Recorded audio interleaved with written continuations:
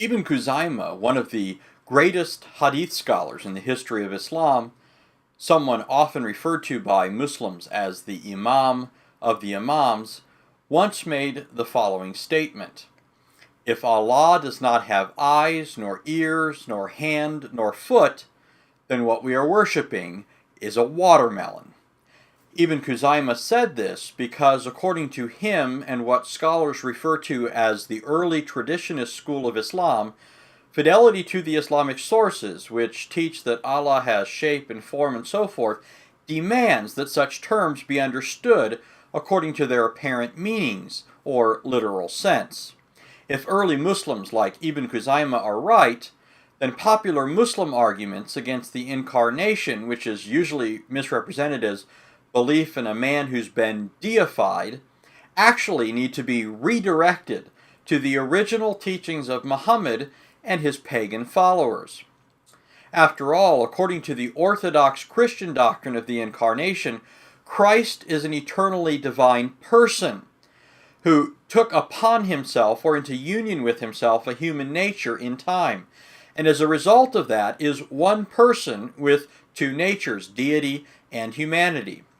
But since Allah, according to the Quran and Hadith, never became incarnate, then the ascription to him of attributes like hand, feet, face, and so forth would have to apply to his allegedly eternal nature.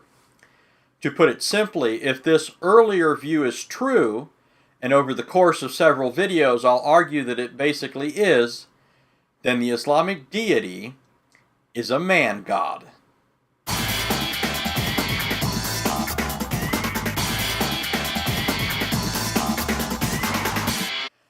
Some Muslims try to predetermine how this question is answered by appealing to two verses of the Quran that they believe preclude interpreting statements about Allah's body or bodily appendages according to their apparent meanings or literal sense. And so, before looking in subsequent videos at statements that speak directly to the issue, something first has to be said about these two passages. The verses in question are Surah 42:11 and 112:4. According to Surah 42:11, there's nothing like him, that is, like Allah. And according to Surah 112:4, there's none like unto him.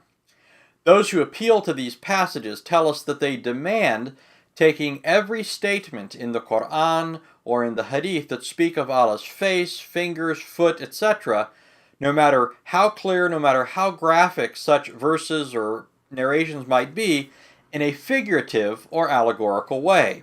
For instance, Ibn al-Jawzi, a 12th century Muslim writing against predecessors in his own madhab or school of thought, made the following statement in an attempt to brush aside the large number of Quranic verses and Hadith narrations about Allah's anatomy.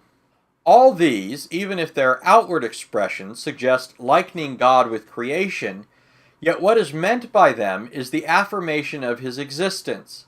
And since the law knows full well of the illusions that may arise in the hearts upon hearing them, it cut through these illusions by stating, "There is nothing like him." Quran 42:11. In other words, according to Ibn al-Jawzi, since Surah 42:11 says there's nothing like Allah, any passage that speaks of Allah's shape, form, face, and so forth must be understood as affirming simply that Allah exists and not that he actually has the attributes ascribed to him. A more recent example of this kind of approach can be seen in the words of Sheikh Muhammad Hisham Kabani, who wrote the following: "As shown in the excerpts, the priority was to repel false understandings and prevent the pitfall of attributing to Allah the characteristics of creation. Again and again, the paradigm that is the entire foundation for understanding Allah and his attributes is there is nothing like him whatsoever." Essentially, what al-Jawzi and Kabani are saying is that their understanding of these two passages, which goes against the tide of what earlier Muslims believed about Allah and his attributes, must be made paradigmatic for the interpretation of any and every other statement in the Quran and Hadith on this issue. However, there are at least half a dozen problems with this approach. First, this approach arbitrarily assigns priority to two passages of the Quran over and against other passages, which essentially allows a person to ride roughshod over those other passages, no matter how clearly they might speak to the issue. But why give these two passages the priority rather than others? Second, this method is exegetically unsound, for as all good exegetes know, the possibility of misunderstanding what a couple of statements mean is greater than the possibility of misunderstanding the overall testimony of many clear statements. Third, and closely related to the previous problem, given that there are hundreds of statements about Allah having a face, hands, etc., as we'll see, the idea that two passages of the Quran speak clearly to this issue while hundreds of others do not contradicts the Quran's own claim that it's a clear book in which everything is exhaustively detailed or explained. This would mean, at least on this issue, most of the statements in the Islamic sources are unclear, and most of the detail that Allah gives is virtually useless.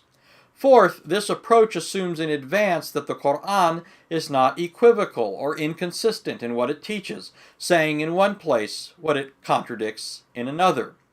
But this, of course, is question-begging, an elementary logical fallacy. Fifth, these passages are actually easy to explain in a way that perfectly comports with the idea that Allah is an embodied being. For instance, the statement in Surah 42:11 is simply saying that Allah is not one of a pair, that is, he doesn't have a mate. Notice the context in which the relevant statement appears in Surah 42:11. Originator of heaven and earth, he has granted you spouses from among yourselves, as well as pairs of livestock, by means of which he multiplies you. There is nothing like him. He is the alert, the observant. Quran 42:11. In other words, Allah has no spouse or mate, like men and animals do. This has nothing to do with the idea that Allah is a formless being without parts or passions. Similarly, when Surah 112:4 says there's nothing like Allah, in context it's simply saying that Allah has no ascendant or descendant. He neither begets nor is begotten. It has nothing to do with the issue of whether or not Allah is the kind of being who has a body and limbs. Say, He is Allah, the One, Allah, the Eternal. He neither begat nor was begotten, and there is none like Him. Consider a conceivable parallel. If Adam, who was not begotten by anyone before him, were not given a wife so as to beget a child, then there would be no one like him either. But this wouldn't mean that Adam did not have a body. By the same token, the fact that Allah neither begets nor is begotten and is therefore unique doesn't mean that Allah is not an anthropomorphic being. Sixth, and finally, the Quran makes a similar comment elsewhere about the wives of Muhammad.